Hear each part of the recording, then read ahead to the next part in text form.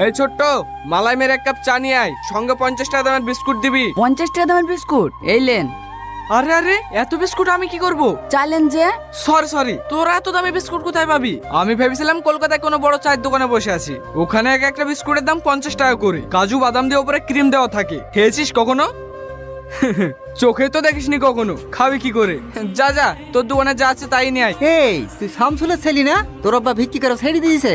আরে কাকে কি বলছেন আপনি? আমার আব্বা কেন বিক্রি করবে? তোর আব্বাকে তো দুদিন আগেই ভিক্ষি করতে দেখলাম। দুদিন আগে কি করেছে সেটা দেখি লাভ নাই, এখন কি করছে সেটা দেখেন। এখন আমি মাস গেলে 50 লাখ টাকা ইনকাম করি, আর আমার আব্বা বিক্রি করবে? কি ব্যাপার, রোহন এত টাকা কোথায় পাইলো? কদিন আগে তো ঠিক মতো খেতে পাইছিল না, হঠাৎ করে এত টাকা ওর কাছে কিভাবে আসলো?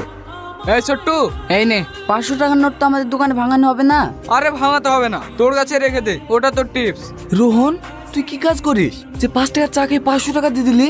আরে করি কি কাজ বল না ভাই, বল না, আমরা তোর মতো বড় লোক হতে চাই। আজ না কাল আমার অফিস আয়, ওখানেই কথা হবে। আর যারা যারা আমার মতন কোটিপতি হতে চাই তাদেরকেও সঙ্গে করে নিয়ে আসিস। ঠিক আছে ভাই। হ্যালো এভরিওয়ান, আপনারা সবাই এখানে এসেছেন তাতে আমি অনেক খুশি।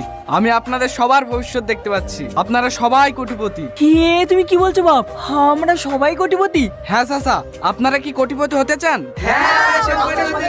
কোটিপতি হতে হলে এইটুকু তো করতেই হবে, সুযোগ বারবার আসে না, এটাই তোমাদের একমাত্র সুযোগ কোটিপতি হওয়ার। হ্যাঁ ঠিক আছে, আমরা আজকে টাকা ম্যানেজ করছি। আপনারা টাকা ম্যানেজ করে আমার ম্যানেজারের সাথে যোগাযোগ করবেন, উনি সব বুঝিয়ে দেবে কিভাবে কি করতে হবে। এত টাকা আমি এখন কোথায় পাবো? না না, যেভাবেই হোক আমাকে টাকা ম্যানেজ করতেই হবে। কি গো, এত রাত হয়ে গেছে, তুমি এখনো ঘুমাওনি যে? হ্যাঁ তুমি ঘুমাও, আমি ঘুমাচ্ছি। না না, এভাবে হবে না, আমাকে অন্য উপায় ভাবতে হবে। রিয়ার বিয়ের জন্য তো আপু অনেক টাকা গুছিয়ে রেখেছে, আমি যদি ওই টাকা খুলে লাগাই তাহলে 20 দিন ডবল হয়ে যাবে। আর তাছাড়া রিয়ার বিয়ের তো এখনো 2 মাস দেরি, তার আগে আমি ওখানে টাকা রেখে দেবো, তাহলে আর কেউ জানতে পারবে না। কি ব্যাপার, তুই এত রাতে? ভাই আমি 5 লাখ টাকা নিয়ে চলে এসেছি। এত টাকা তুই কোথায় পেলি? চুরি টুরি করিসনি তো? না না, চুরি করবো কেন, আমার বোনের বিয়ের জন্য এই টাকাগুলো গুছিয়ে রেখেছিল, ওই টাকা। ও ঠিক আছে 20 দিন পরে এসে নিয়ে যাস, ডবল হয়ে যাবে। ঠিক আছে ভাই, ভাই টাকাগুলো ডবল হবে তো? লে তোর টাকা লিজা। না না ভাই, ঠিক আছে, তোর উপর আমার অনেক বিষয় আছে। বস বল।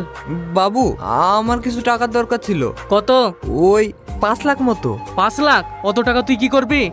আব্বার হাটে একটা ফুটু আছে, ডাক্তারে বলিছে ওইটা অপারেশন করতে অনেক টাকা লাগবে, সেই জন্য আপনার কাছে আসলাম। সে ঠিক আছে, কিন্তু এতগুলো টাকা তুই শোধ করতে পারবি তো? হ্যাঁ বাবু, আমি 1 মাসের মধ্যে সব টাকা পরিশোধ করে দেবো। ঠিক আছে, বিকেলে এসে টাকাগুলো নিয়ে যাস, আর সঙ্গে করে বাড়ির দলিলটাও নিয়ে আসিস। দলিল? ঠিক আছে। মমিন একটা সিগারেট দে। কি রে, সিগারেট দে। আমি সিগারেট দিতে পারবো না, আব্বা বারণ করেছে। কেনে? এমনিতে তোমার অনেক টাকা